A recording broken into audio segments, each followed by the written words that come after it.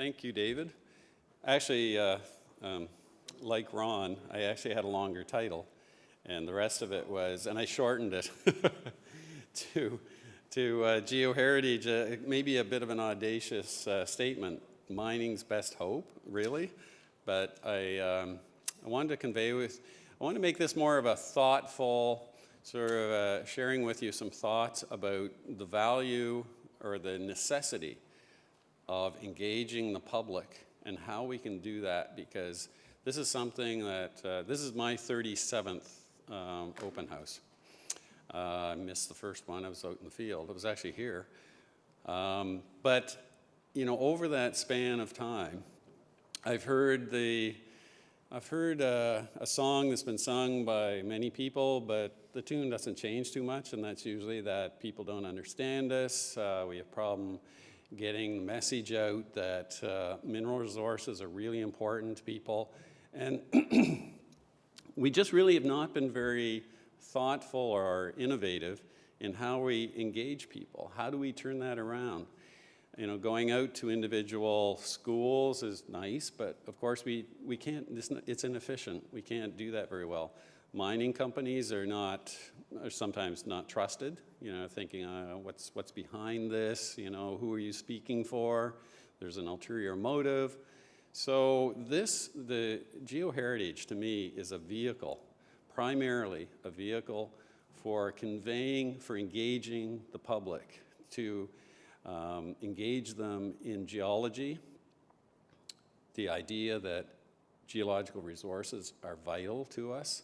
And I think it's particularly at this time, this year, for example, when we're facing challenges in the industry, these are the times more than any that we really need to really knuckle down and take this seriously. I thought I'm actually thinking that this would be a really good TED Talk. Why do people not relate to geology? And my answer is this: because we aren't rocks. We aren't abiotic. The big terms are biotic, meaning you're alive, or you're abiotic, meaning you're not alive. Rocks are abiotic, other life forms are biotic. Anyway, that's the end of my TED Talk, so I guess it's a little too short. I think they have to be 15 minutes, so that's not quite long enough for a TED Talk, but I think there's really something to this, the more I think of it. I actually seriously might try to engage that.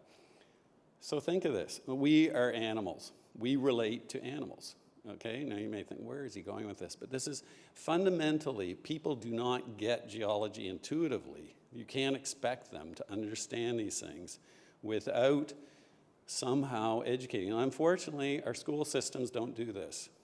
It would be nice, you know, recently I've been talking to different school groups, and Chantel and I were at the Take Your Child to Work Day the other day, and we found out, you know, we said, have you taken geology yet? Have you taken geology? Well, a little bit. These are grade 9 students. A little tiny bit in grade 4, a little bit in science. It just, you know, so we really need a program where we can reach people and engage them with geology. Otherwise, we're just speaking to a room of a few people like this. So if you need proof, consider the viral cat and dog videos on Facebook or on YouTube or whatever, on social media. These things are because we just are fascinated with other things that are alive. We even give life to inanimate objects, and Indigenous people have done this for eons. And for those of you who aren't, who are hard rock folks, we're always grumbling because there are stories of fossil discoveries on the front page of the paper and not new mineral discoveries. Why? Because fossils were once alive. They're life, and people relate to life. So, if we don't do something about this, we don't take this seriously, with limited resources, do we want this to be our future? This is an anti-fracking sign. I thought it was quite, you know, clever, but what's behind it, this is up near Tatamagouche in Nova Scotia. The point is that with lack of information, you can only expect certain outcomes. It doesn't need to be the future. So enter the idea of geoheritage. So I'm here, in some ways, I don't want to say defending geoheritage. I want to try to broaden the discussion about why is this program being undertaken by our department? Why have we invested effort into doing this? Why is it catching on around Canada and internationally? First of all, without going through too much of the detail, just to acquaint you if you aren't familiar, there are two classifications, or at least as far as what we've been using in Nova Scotia, which increasingly is being accepted around the country. Natural geoheritage, which are the strict geological sites as we would tend to think of them. But there's cultural geoheritage. This is the one that has a great deal of potential currency with the general public related to the importance of mining, of geological resources, and in defining who we are and how important it has been to us and continues to be. Examples of mining heritage, miners' memorials. We cannot sweep that under the rug. That's not fair to the communities and people who have lost people. Geological milestones that can be celebrated. Stoneworks, including historic mine areas, believe it or not. Stone monuments in place, aren't many of those here, but there are some. And importantly, spiritual sites. These are sites of the Mi'kmaq. There's a long list here that I'm not going to really go over of why geological surveys, our survey, why this is important to undertake. The last one, though, is perhaps the most important for this discussion, is to provide a vehicle for building public awareness, for engaging the public about Earth-related issues and geological resources. It is the best vehicle in my 37 plus years here, doing work with the public, never far. How can you be far from the public working in Nova Scotia? Whether you're working on mapping or exploration or with the public, you're never far from engaging with that farmer, a landowner, a dissenter, a family member, whatever. I've proposed this before, the 3 E's of sort of boiling down the essence of why to undertake geoheritage work. And a thoughtful, well-planned geoheritage strategy, which I hope we have developed here in Nova Scotia, and apparently we have. There are 3 things that really resonate. They all happen to start with E. Engagement with the people. It's a way of engaging people. Education, which is hugely important in the context of what we're talking about. And economic development. When I wrote this, I was thinking of economic development for communities and things related to geoheritage, but it also applies equally, all 3 of these, to the mining industry.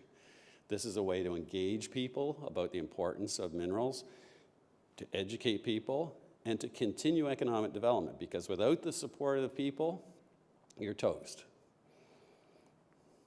So I do propose that this vehicle is our best way forward. Because if we do not have the support of the public, do we want to go the way of the potential shale gas industry, for example? It gives non-geologists a foothold on geology to this complex subject that they have not been educated in and is not intuitive. Also, it's non-judgmental about mining, for example, about our history.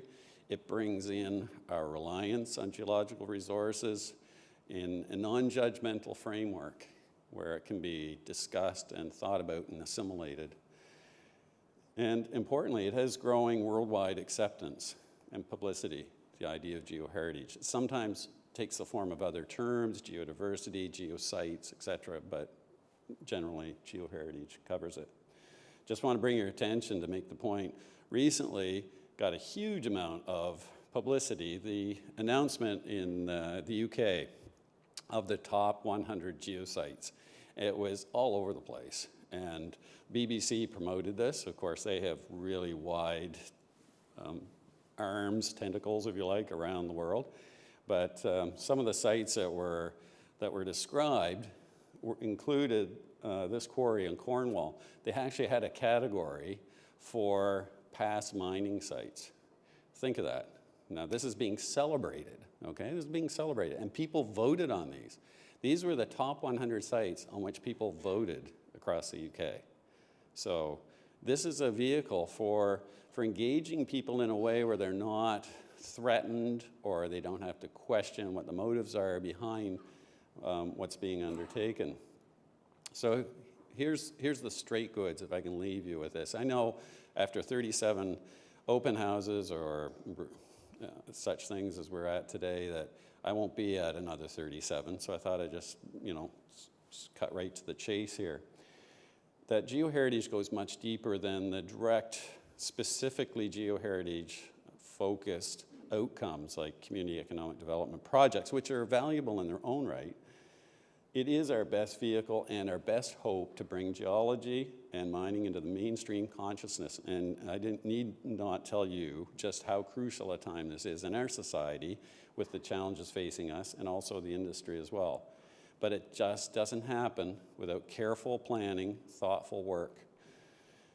So we've developed a program, a way of establishing geoheritage that is irrefutable, it's simple, but it's scientific.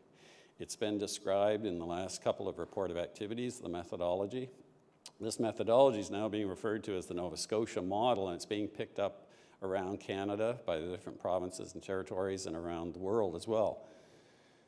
So where we are now is that there's been many people have contributed to this, including prospectors, scientists, retired, young, old, people that are just interested in the topic. We've identified 170 sites around the province. 127 are those natural, strictly geological sites, but 43 are cultural sites, or community mining, heritage museums, memorials, monuments to Abraham Gesner, and various other things. The list is to be vetted for the AGS and finalized for the AGS this January. But nominations will remain open so that people know that this is a process that they can engage with at any time. These are just some of the people over the last 2 years that we've engaged with directly. And many of these are not people we would normally be able to or have a way of engaging with, including Parks Canada, the Geological Survey of Canada, the Fundy Geological Museum, the AGS, our provincial parks, the Tourism Association, municipal development groups, the Ecology Action Centre, and very importantly to me, the Mi'kmaq, requiring really close personal meetings with the Mi'kmaq to include their sacred sites, their way of interpreting the land in the geoheritage formally. And this is I owe Tom Soul, our contact person in our department, a debt of gratitude for this, making it happen. And a way. The importance of this is the partnerships and knowing that we're getting it right, that what we're doing is being embraced and picked up, and collaborating with geological surveys across Canada, getting invitations to speak from the Northwest Territories to Newfoundland, the International Appalachian Trail folks in Maine and across Europe, the Canadian Geoscience Education Network reaching out to give us a platform, and importantly, national and international global geoparks, which are a big growing phenomenon around the world. This is the 6th International UNESCO Conference on Global Geoparks, held in St. John in September. Over 500 people from over 30 countries. It's very big in Europe and China, and has great potential. And the nice thing, at these tables, in the morning sessions, in the morning before the sessions got going, they had a breakfast at this venue, and they had little signs on each table so that people could collaborate with other people from around the world. And many of the tables had former mining sites on the tables. That was the topic for people who are trying to. So this is not something that hides mining or is ashamed of mining. It works with mining. Mining heritage is a very important part of this geoparks concept. And it's not a park in the concept that we think of it here in North America, where it's sort of like stay outside, you need a permit to enter. It's not at all. It's basically a designation to celebrate and bring awareness to an area. So it's a really important vehicle with a huge buy-in internationally.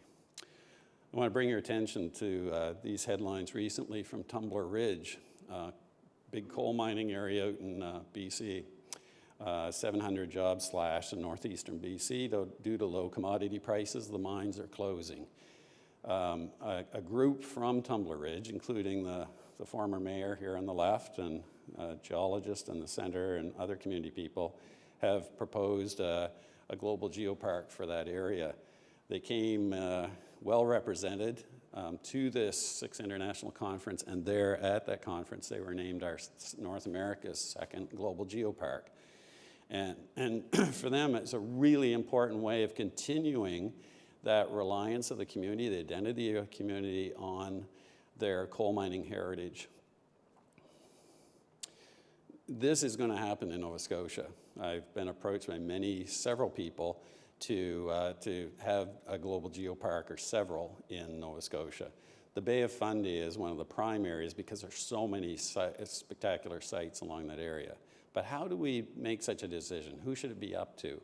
What community should have the say? And I think the department has a role as a geological survey through the Geoheritage list in identifying what are the most important values in a certain area. What can hang together as an important theme that is marketable and that is means something to the people that visit that area. So I've developed a way of evaluating potential geoparks so that we can have a role in leading this in a thoughtful way and not be chasing after the bus, which is often the way things happen. So this is a way of employing a thoughtful, well-planned strategy to take us forward. You know, you've seen pictures like this before, and I just want to say this straight up. I've been a public face of talking because of high-profile things like joggins, and you get photographed.